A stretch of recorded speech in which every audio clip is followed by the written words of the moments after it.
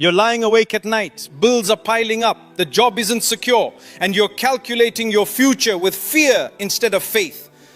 Everyone tells you the same thing about provision.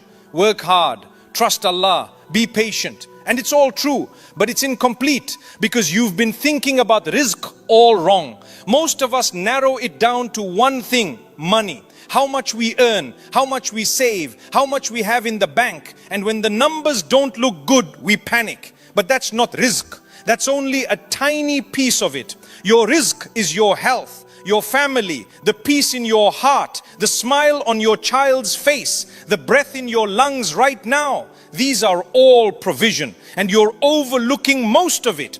Here's what's actually happening. You're so focused on the money you don't have, you're missing the blessings you already possess. You're so anxious about tomorrow, you're destroying today. And Allah sees this. He doesn't want this for you. The provision Allah wrote for you is coming. That's guaranteed. But there's something blocking it, something between you and it. It's not your boss. It's not the economy. It's not bad luck. It's your relationship with what you already have.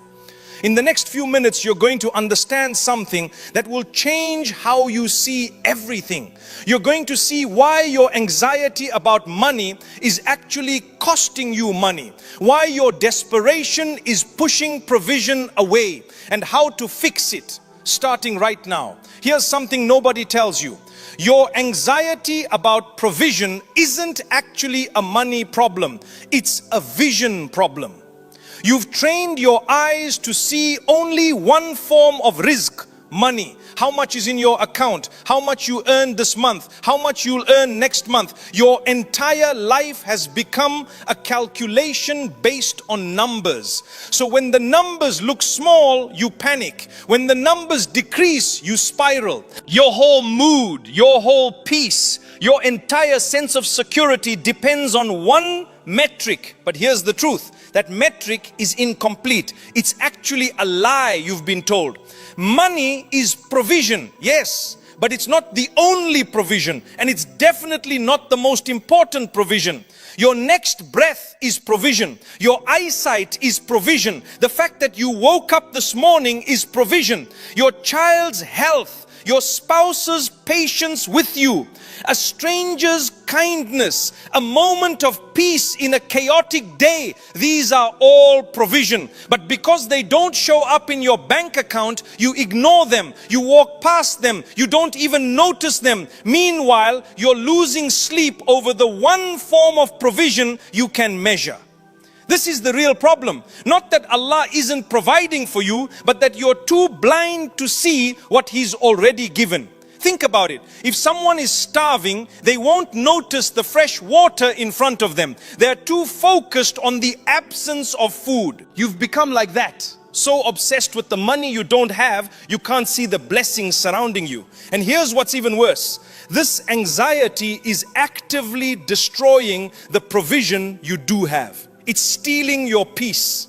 It's damaging your health. It's poisoning your relationships. Your family watches you stress about money and absorbs that anxiety. You're sacrificing the rizq that's already in your hands for the rizq you're afraid won't come. That's the real crisis. Not the money, the blindness. The problem isn't your provision, it's your perception. The word rizq in Arabic means provision, but not just money, not just income, not just what you earn. Rizq is everything that reaches you, everything that comes to you, everything Allah sends your way. Your health is rizq.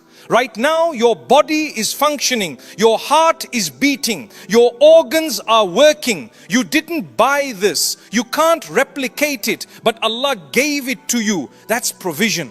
Your relationships are rizq. The person who loves you, the friend who shows up, the family member who forgives you when you mess up. These connections are worth more than any amount of money. But we call them granted. We don't count them as blessings. Your knowledge is rizq. The education you received, the skills you developed, the wisdom you've gained from experience, all of it came from Allah. He opened doors for you to learn. That's provision. A peaceful moment is rizq. When you're sitting alone and your mind is quiet. when anxiety isn't screaming, when you feel content, these moments are rarer than money, but most people don't even recognize them as blessings. An unexpected opportunity is rizq. A door opens, a person calls, a chance appears from nowhere. That's Allah sending provision through avenues you never planned. Someone's kindness is rizq. A stranger helps you. A colleague offers support. Your child hugs you when you need it. These moments are provision arriving through human hands. Even your struggles are rizq. They teach you, they refine you, they bring you closer to Allah. What feels like punishment is actually Allah investing in your growth. When you start understanding provision this way, everything shifts. You realize you're not poor, you're drowning in blessings, literally drowning. But you've been so focused on one bank account number, you missed the ocean surrounding you.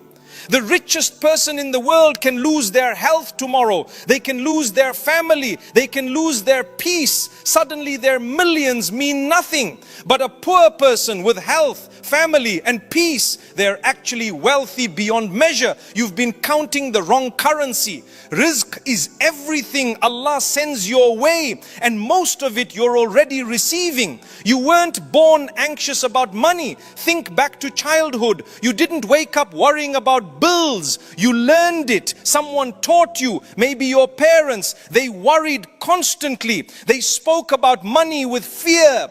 They counted and recounted. They said things like, we don't have enough, even when they did. And you absorbed that anxiety like a sponge. Or maybe society. You grew up watching people measure their worth by their wealth. The car they drove, the house they owned, the job title they had. Success meant money. Failure meant struggling financially. Your value as a person became tied to your net worth. Or maybe both. The combination created a belief system that says there's never enough. I have to constantly fight for survival. More is always better. My worth depends on my earnings. This belief system is a prison, and it's a lie, but you believe it so deeply, so completely, that you've structured your entire life around it. You work longer hours, you sacrifice peace, you compromise your values, all trying to escape the scarcity that only exists in your mind. The problem is this: your belief system is running your life, not your actual circumstances. Most people have enough. They have food, they have shelter, they have safety, but their mind is screaming not enough. A billionaire can feel poor because there's never enough. A person with little can feel wealthy because they believe Allah provides. The difference isn't the money, it's the belief. And here's what's terrifying. Your belief system is actively blocking your provision because you're so anxious about what you don't have, you can't see what you do have. You can't receive new blessings because your hands are already full of worry. Anxiety is like a closed fist. It can't receive anything. Gratitude is an open hand. It can receive everything. You've been walking around with a closed fist, wondering why provision isn't flowing. But Allah has been trying to fill your hands the whole time. The scarcity you fear isn't real. It's a story you've been told, a story you've been repeating, and it's time to stop believing it. Your belief system created the anxiety. Your belief system can also end it. There's a promise in Islam that should end all your anxiety, but most people know it and don't believe it. Your provision is already written, already decreed, already guaranteed. Not maybe, not if you work hard enough, not if you're smart enough. Already, completely, absolutely. The Prophet, peace be upon him, said something that should shake you awake. He said, no soul will die until it receives every drop of provision written for it. Every single drop, not most of it, not most days, all of it. Read that again. No soul will die missing their provision. That means your provision is so guaranteed, it will reach you before you take your last breath. There's no way for you to leave this world without it. Allah has made it that certain. So what are you anxious about? Think about death for a moment. It's coming to everyone. Nobody knows when. Nobody can delay it or speed it up. It's written, it's guaranteed. Well, your provision is the same. It's written, it's guaranteed. Just as certain as death, just as unavoidable. The difference is this: you accept death. You don't panic about it. You don't lose sleep. You know it's coming and you've made peace with it. But provision, you panic about it. You lose sleep. You're anxious every single day. Yet provision is more guaranteed.